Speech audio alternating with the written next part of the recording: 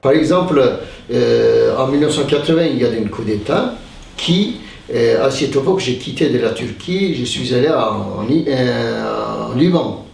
J'ai resté au Liban presque 16 mois. À cette époque-là, j'ai vraiment plongé dans la peinture. Et pourquoi? Parce que ma peinture, plutôt une expression, un vomissement, bien sûr. C'est comme ça. Avant, peut-être, j'ai exprimé moi-même avec mes langues maternelles en Turquie, et plein de gens que je connais, amis, etc. Mais quand je suis dans un petit coin de Liban, je suis seul. Je suis seul. À cette époque, quand même, je ne parle pas arabe. Ben, petit à petit, j'ai appris l'arabe, la langue arabe, mais quand même, ce n'est pas suffisant d'une expression forte. Voilà, j'ai plongé directement dans la peinture. Quand même, j'ai un bagage de peinture derrière, et je connais des dessins, peinture, etc. Mais je crois que la première étape très importante pour moi par rapport à ma peinture, c'est le Liban. Et après, je suis venu en France, et la France aussi. Pour moi, toujours des difficultés de contact avec les gens, difficultés de les langues. Et à cause de ça, j'ai continué ma peinture. Quand j'ai continué des choses comme ça, je deviens plus en plus solitaire, même avec mon communauté. Quand je suis plus solitaire, j'ai plongé encore plus fort sur la peinture. Il a continué cette histoire comme ça, des années et des années, et quand je regarde de mon histoire, j'ai reculé mon grotte, c'est-à-dire mon atelier comme une grotte, comme un moi, j'ai reculé, j'ai fait des choses encore plus fortes, dès qu'il est possible. Ce qui est étonnant dans ton atelier, souvent les ateliers des artistes ont des grandes verrières, des grandes sources de lumière, et toi, effectivement, il y a une grotte, il n'y a quasiment pas de lumière naturelle.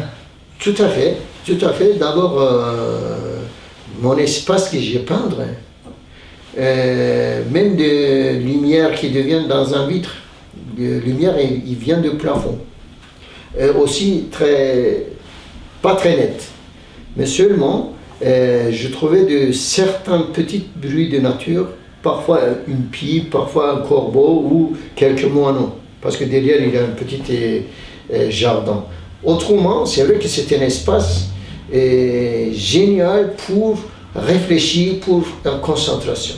Par exemple, j'ai jamais écouté de musique quand je travaille, parce que j'ai essayé parfois. Quand j'ai écouté des musiques, c'est la musique qui fait ma peinture, c'est la musique qui dirigeait ma peinture. À cause de ça, j'ai arrêté la musique. Je travaille très solitaire, très calme dans l'atelier. Seulement, j'ai signé. Maintenant, peut-être, j'ai dit par rapport au film, et l'aider un peu. Normalement, je n'ai pas signé. Bon, c'est-à-dire, ces tableaux, je ne sais pas, est-ce qu'il est fini? Je ne sais pas.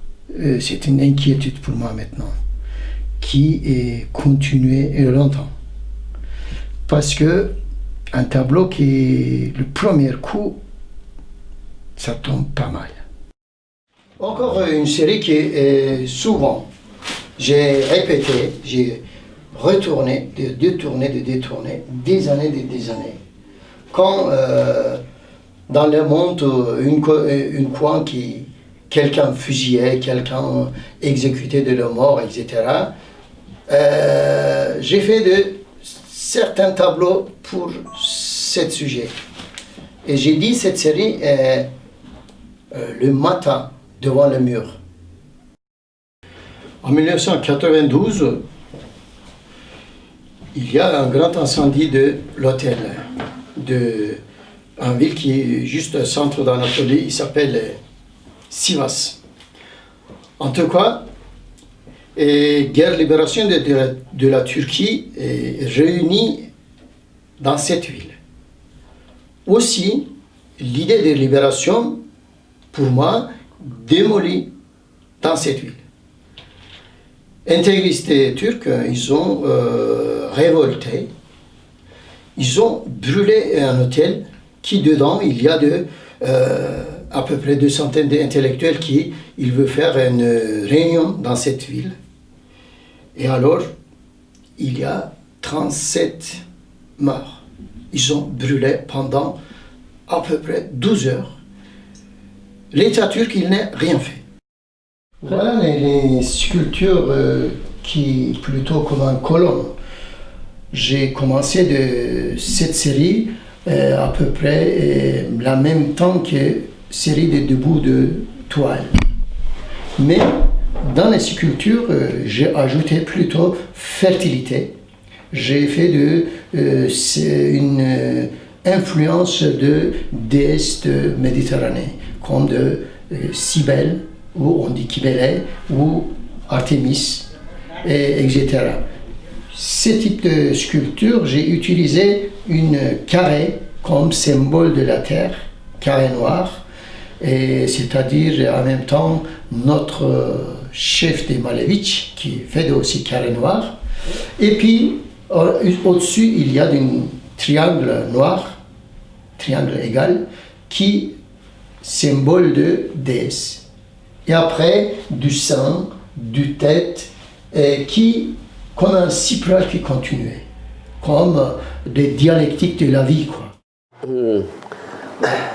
En fait, dernièrement, bien sûr, j'ai écrit un livre sur sa vie et sur son art. Et même dans cela, je ne connaissais pas tout. Hein. En ce moment-là, on a fait des entretiens, les deux, en cherchant de nous comprendre encore plus. Hein.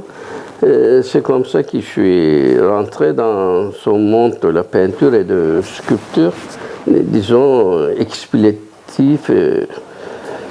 Parce que quand je regarde moi un tableau, c'est plutôt une impression synthétique, quoi. C'est tout ensemble. Mais pour faire un travail comme ça, il faut trouver les éléments analytiques. En faisant ça, bien sûr, j'étais encore plus connaisseur de la peinture d'Ismaël. Qu'est-ce que tu as appris pendant quelles sont les choses qui t'ont le plus surpris? En fait, non, rien ne m'a surpris d'abord. Et j'ai compris comment ça se développait, sa peinture. Il y avait une continuité extraordinaire qui couvre les géographies, le temps, etc. Mais dedans, il reste toujours lui-même. Et c'est ça, en quelque sorte, un autoportrait. C'est un élément de cette aventure.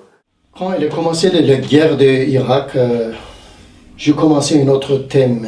J'ai dit « Debout ».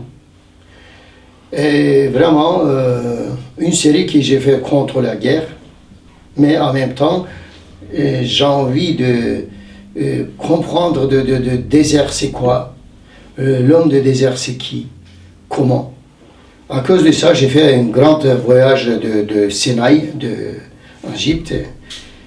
Et après, j'ai ramassé tous les éléments, à peu près, de série de Debout. Debout, une côté est comme une résistance pour moi. Une autre côté, symbole de civilisation, comme de pied de vin, du vignet. Et j'ai signifié de toutes les couleurs. Par exemple, j'ai dit terre brûlée. Exactement, il y a une couleur qui chez nous, il s'appelle terre brûlée. Mais autrement, c'est vrai qu'au Moyen-Orient, terre brûlée vraiment, avec les bombes, etc. Voilà, cette série est toujours de symboles, de symboles, de symboles. Comment dire, esquisse quoi. Mais mes esquisses, toujours en même temps, deviennent un tableau comme ça. D'accord. J'ai choisi celle-là aujourd'hui, mais bien sûr que je n'ai pas très fidèle ce tableau non plus. Hein. Et on a changé quoi. D'accord. Voilà, c'est ça à peu près. On verra. On dit, on n'a pas discuté de chemin. Peut-être une seule cause sort, peut-être deux, trois, quatre, on verra. Mais je connais beaucoup des artistes cubistes qui, à peu près, fait des choses comme moi aussi. Ouais. Ouais, je n'ai pas quelqu'un de chercheur. Je n'ai pas une veine de comme Braque. Braque, un vrai chercheur. Son atelier vrai. Alors, oui, lui est arrivé à il a cherché géométriquement, artistiquement, Est-ce que toi, si tu fais 3 visages, c'est que la raison est plus profonde? Plus profond, plutôt pour moi, plus expressif. Ouais. De ça. Par exemple, une côté, c'était cette sculpture, une côté, visage de ma femme. Ouais. Une autre côté, c'est moi. Ouais. Voilà, une autre côté un peu personnel, un peu victimeux, comme une flèche pour Christ. Parce que voilà, je suis athée, mais quand même, cette mythologie aussi est notre mythologie. Bien sûr. Lesquels vous préférez les 3 là? Et pourquoi? Celui-là. Celui-là, pourquoi? Je sais pas. Je ne peux pas vous dire pourquoi, je sais pas. J'aime les couleurs. Peut-être parce qu'elle a des petits seins comme moi. Konya, c'est une ville plutôt le cœur de l'intégrisme. Il y a longtemps, quand même, il y a 8 ans, je crois, un groupe d'intégristes radicaux, il a commencé d'une règle de compte dans son coin. À peu près, ils ont fusillé une 50aine de personnes eux-mêmes. Il y a une il m'a touché beaucoup, une femme. Elle s'appelle Gonja Kurish. Ils ont tué et après ils ont gardé dans un frigidaire, ils ont transporté jusqu'à Konya. Ils ont fait un fossé, il a décédé dans cette fossé.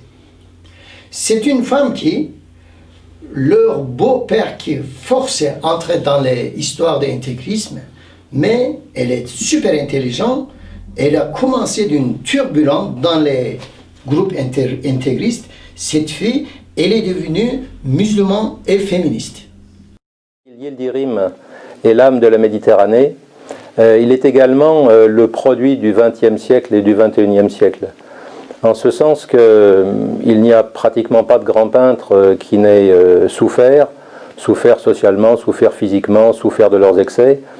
Et avec Ismaïl, nous voyons arriver à l'aube du XXIe siècle des peintres qui ont souffert des violences de leur société, violences policières essentiellement, et qui retracent quelques années après ces violences, qui arrivent à retracer à travers leur travail artistique ces violences. Et en ce sens, Ismaïl est réellement le peintre de la violence, le peintre de la force. On le retrouve dans ses compositions, dans ses couleurs. On le retrouve également dans des œuvres comme Le Cri, qui est une œuvre qui pour moi est une œuvre majeure, en ce sens qu'elle exprime réellement toute la violence humaine et toute la violence du XXe siècle et du début du XXIe.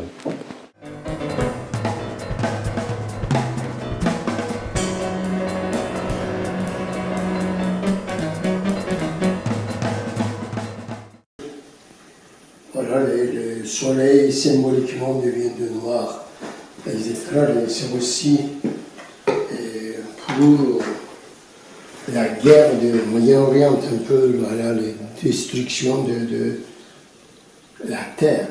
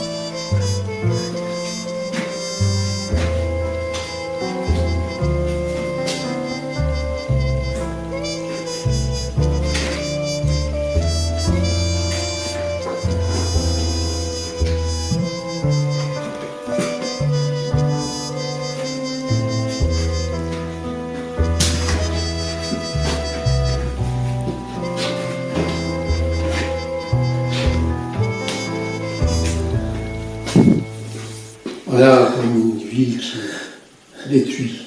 En même temps, beaucoup de gens, quand ils ne connaissent pas de pays arabes, ils croient que ça c'est une mer. La nuit, on a vu des déserts comme une mer aussi. Ouais.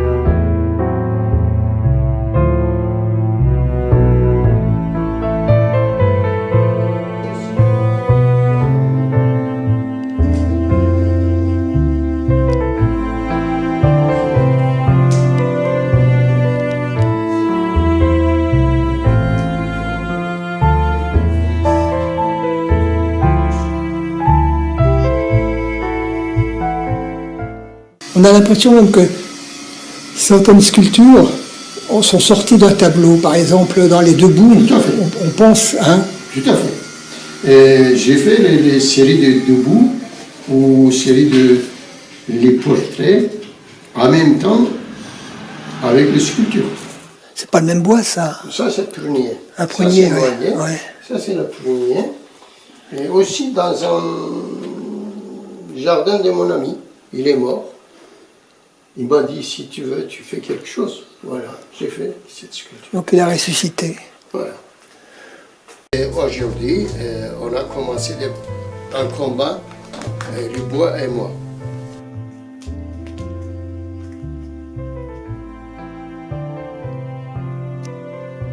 Je commence ça, je peux...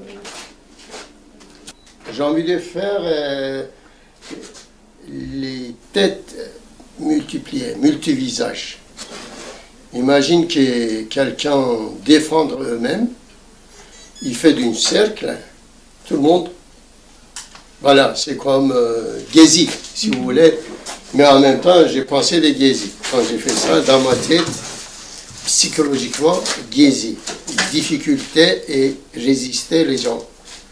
Et après, il devient plusieurs visages autour de cette bois. On y va? Oui.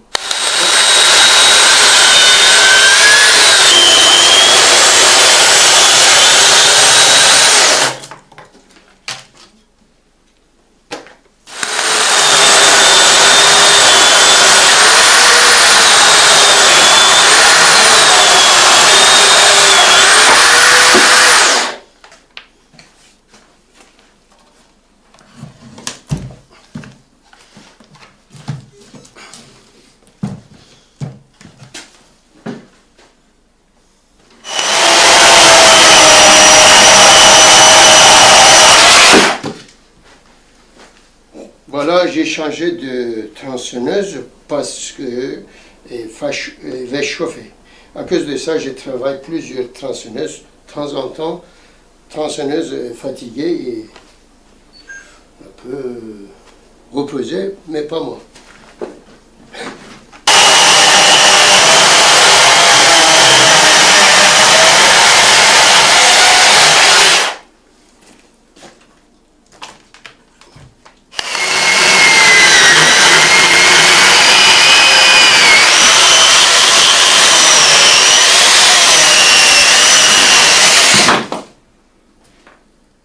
Cette nuit, tu as mal dormi?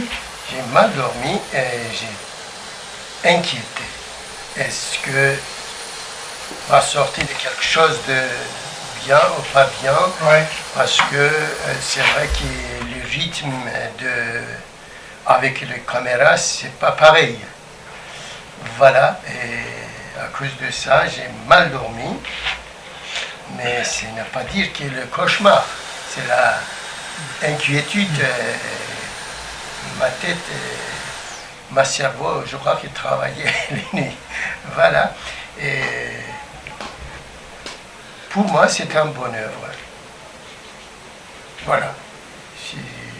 En ce moment-là, j'ai réfléchi sur nous. J'ai dit, nous ne sommes pas la dernière. C'est-à-dire les victimes de révolte d'Istanbul, Taksim. J'ai pensé ça pour tailler. Et voilà, les plusieurs personnages. C'est vrai que le premier coup là-bas, il est mort 5 personnes, mais après il devient petit à petit. Mais cette œuvre, c'est pas très numérique. Il n'y a pas de 3, 4, 5, plutôt le plusieurs multipliés têtes, multipliés, un peu déchiré, un peu brut. Voilà.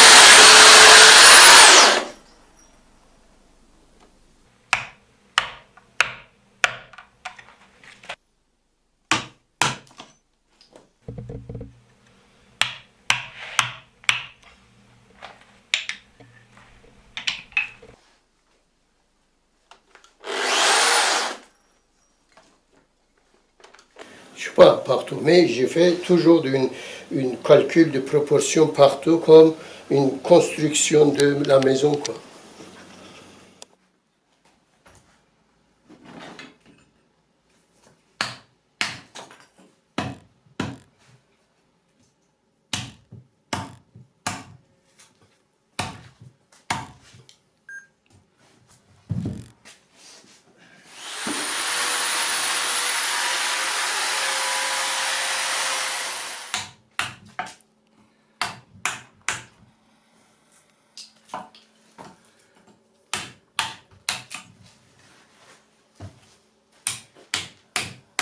Alors là, on a une tête. 1, 2, 3, 4, 5. Voilà, continuez comme ça. Là, chaque tête est un peu différente. Parfois le direct, parfois le moitié. Voilà, un jeu comme ça.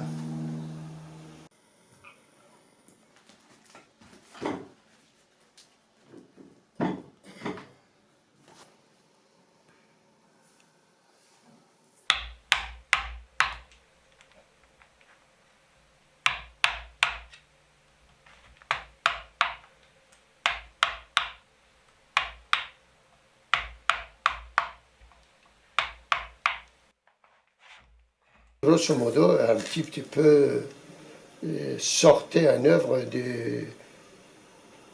pour penser la première fois.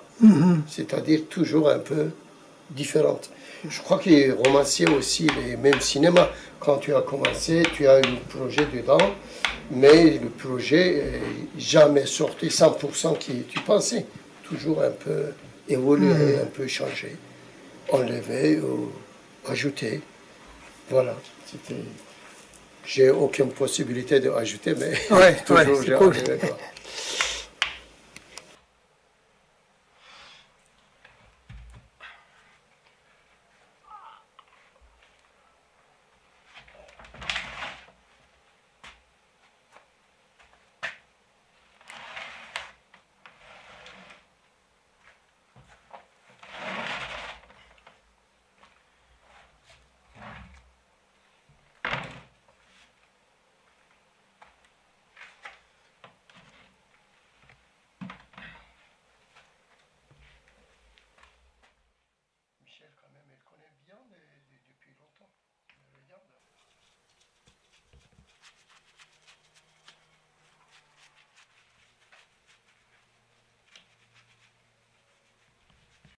vin qui sort. Il a provoqué le vin.